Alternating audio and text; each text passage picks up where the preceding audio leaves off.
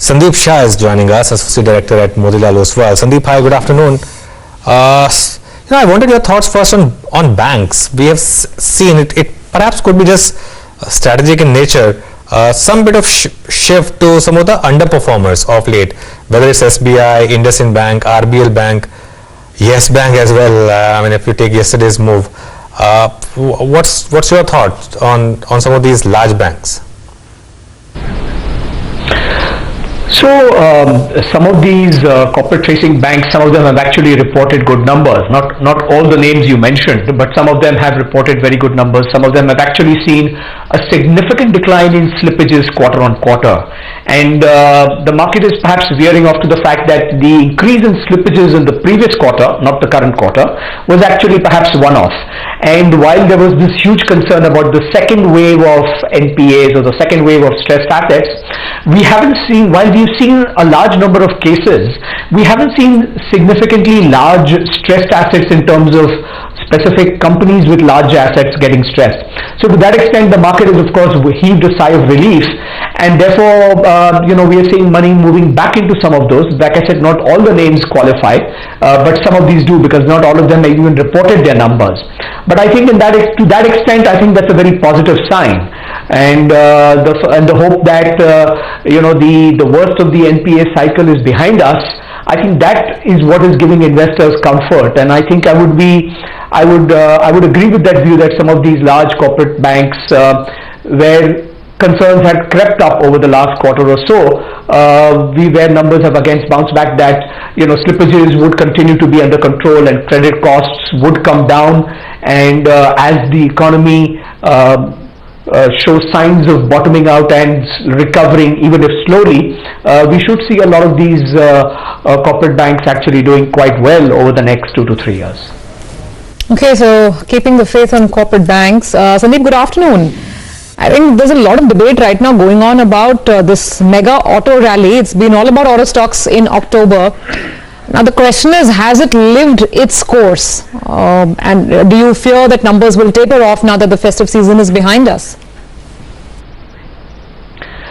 Well, yes, absolutely. I think, you see, if you look at the stock price performance, it actually seems to suggest, the change in numbers month on month. And there were, I think, a lot of short positions in some of these auto names, and I think also a lot of underweight positions as well. And to some extent, some of that has got corrected. So what we really want to look at is, of course, growth on a like-for-like basis. We want to look for growth, once the festive season is over, once the discounts go back and prices go back to normalcy, and that once the huge the pent-up demand that we've seen for about given the fact that we had a slowdown for 6 months or more, there would have been a fair amount of pent-up demand, and given seeing the attractive discounts, we would have seen a fair amount of customers going in and making those purchases. Having said that, the YOY numbers are not really that impressive, and to that extent, therefore, I think it would make sense, even if the conviction is that auto stocks or the sector has bottomed out, to actually look for a correction and to look for sustainability in retail sales before you, and certainly perhaps not buying at these current levels, especially two-wheelers and passenger cars and so on.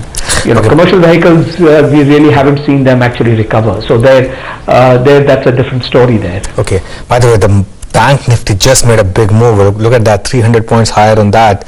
And I think that's because ICICI Bank, and more importantly, I think Axis Bank, these are the two stocks which sort of drag the market. I think the first big real move that you've seen on ICICI Bank, and even on Axis. In fact, on Axis, it's even more pronounced. So you can see it. If you see the candles, the last candle on Axis Bank, that's a pretty big one, and after a long time. Yesterday, remember, this was one stock which sort of dragged markets quite a bit, or the expiry. But just see the last few minutes data. If we could put out tick-by-tick data on Axis Bank, actually, there's quite a bit of buying which is happening, and even ICICI Bank. So these are the two stocks. They were always strong. It's just that they went through a bit of a consolidation, and now there's a fresh move which is happening clearly on Axis Bank and even on ICICI Bank. So that's leading to some bit of bonhomie for the Bank Nifty. So just keep an eye on that space. Sandeep, I wanted your thoughts on this whole Infosys whistleblower action and the kind of damage that the stock took. It's recovered a bit, but still way off its highs. How do you approach it? So, in a more general sense, my view is that, in cases where you've had concerns about 2 consecutive CEOs, I think what minority shareholders would really look for is for actually either the promoters to actually come back in some form on the board to give more credibility to the governance standards and the accounting standards of the company. Alternatively, you would have to look for a very, very highly respected CEO, unimpeachable variety, to actually come back in the saddle. Having said that, a lot of stocks tend to actually discount the worst very quickly, especially as far as large caps are concerned. So there could always be an opportunity. But for stocks to regain their original valuations, their original premium, the original comfort with investors, including institutional, I think something serious has to be done. A lot of, thought has to be given. And there has to be a board which is, seen from the investor perspective, that they can actually both guide the management of the company as well as, act as a check. And I think that is something that, companies that go through this sort of an issue should consider very seriously, because even if the fallout is limited, some of these accusations I think have already done serious harm to the reputation, and prospective investors or existing investors will always look at things with a microscope or a magnifying lens for everything that comes by. I think, but I'd just like to add a quick view on the broad market and theme. We actually gave a buy call to investors at about 10,600 to 800, and the markets have rallied quite nicely. Even as skepticism remains quite high amongst investors, I think this is the time that you can look at actually adding small cap, mid cap in your portfolio, look at more cyclical recovery as well as global recovery themes, and have maybe up to 1/3 of your portfolio in those kind of companies, stocks, or even funds for that matter in mid and small caps, because I think this is the time to actually look to take a little bit of risk, but don't compromise on quality, of course. Okay, Sandeep, when we were speaking offline earlier, you told me that maybe you might look at some cyclicals.